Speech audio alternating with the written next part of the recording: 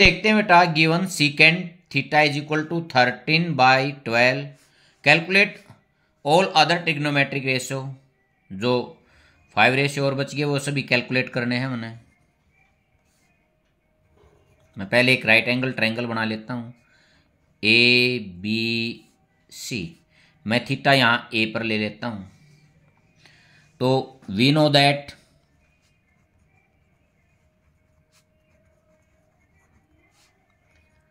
secant theta is equal to hypotenuse by base. तो इसका मतलब हाइपोटेन्यूस 13 के हो जाएगा। लेट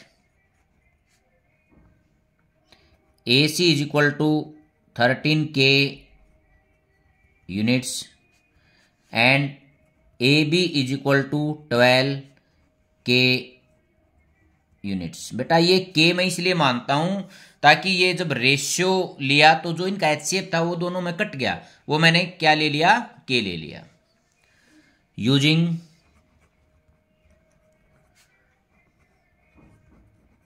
पाइथागोरस थ्योरम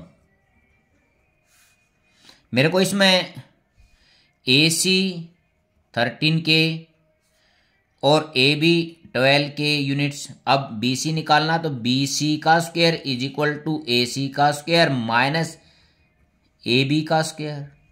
बेटा इसका स्क्वायर करूंगा 169K square minus 144K square. तो यहां से हमारी जो वैल्यू आएगी 25K स्क्वायर आ गई। तो BC 25K स्क्वायर का मैं स्क्वायर रूट करता हूं तो 5K, ये मेरी आएगी 5K यूनिट्स। अब बेटा मैं निकालता हूं sine theta perpendicular by hypotenuse. इस एंगल के अनुसार परपेंडिकुलर कितना 5K और हाइपोटेन्यूस 13K। K से K कैंसल आउट, 5/13। सेकंड देखते हैं कोसिकेंट थीटा। कोसिकेंट थीटा बेटा इसका इनवर्स होता है साइन का। या तो ऐसे लिख देता हूं 13/5, या मैं ये भी लिख सकता हूं hypotenuse by perpendicular. 13K by 5K, K से K कैंसल आउट, 13/5। अब मैं लिखता हूं कोस थीटा जो बेटा सिकेंट का इनवर्स होता है, ये क्या हो जाएगा बेस बाई हाइपोटेन्यूस। इसको ऐसे भी लिख सकता था मैं, जो इसकी वैल्यू गिवन है इसको इनवर्स कर देता 12/13। तो base 12K by 13K, K से K कैंसल आउट, 12/13। हमारे कितने निकला है यहां 3। अब देखता हूं मैं tan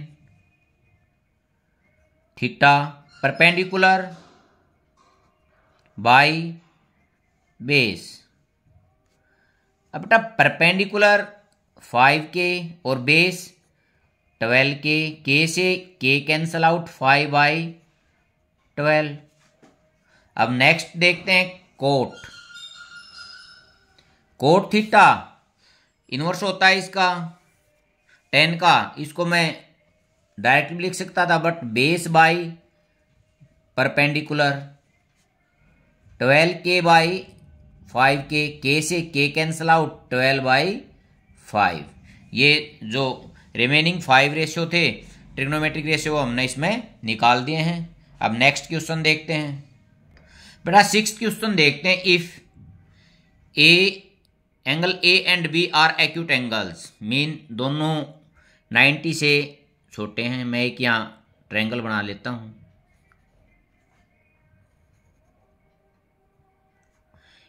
A, B और C पर मैं राइट एंगल यहां ले लेता हूं, ठीक है। Such that cos A is equal to cos B। तो हमारे को शो करना है angle A is equal to angle B। Given